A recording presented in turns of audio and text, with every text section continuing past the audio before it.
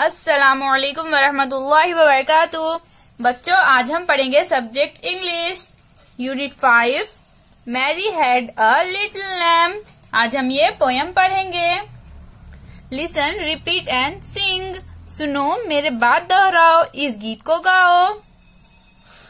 तो चलिए हम ये नज़म पढ़ना शुरू करते हैं।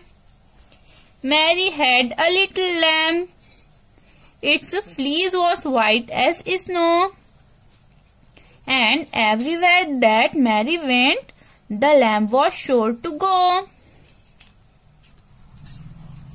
It followed her to school one day. That was against the rule. It made the children laugh and play to see a lamb at school. Why does the lamb love Mary so? The little children cry. Why, Mary loves the lamb, you know?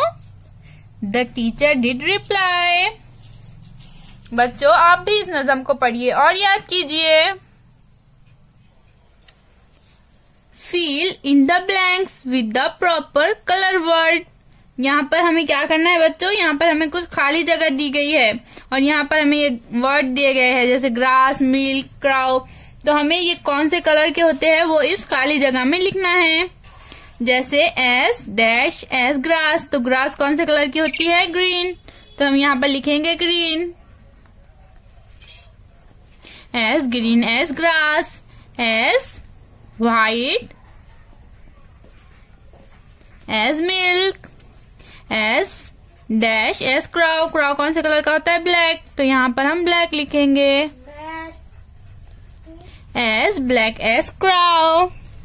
इसी तरह as dash as tomato, tomato कौन से colour का होता है? Red. तो हम यहाँ लिखेंगे red. As red as a tomato. As dash as the sky, sky कौन से कलर का होता है? ब्लू। यहाँ पर हम ब्लू लिखेंगे। S blue S the sky. S dash S turmeric, turmeric यानी क्या बच्चों? हल्दी। हल्दी कौन से कलर की होती है? येलो। तो यहाँ पर हम येलो लिखेंगे। S yellow S turmeric. बच्चों, आप भी अपनी किताब में सफ़ा नंबर 63 पर मौजूद इन खाली जगह को मुकम्मल कीजिए। फिर मिलेंगे। अल्लाह हाफिज।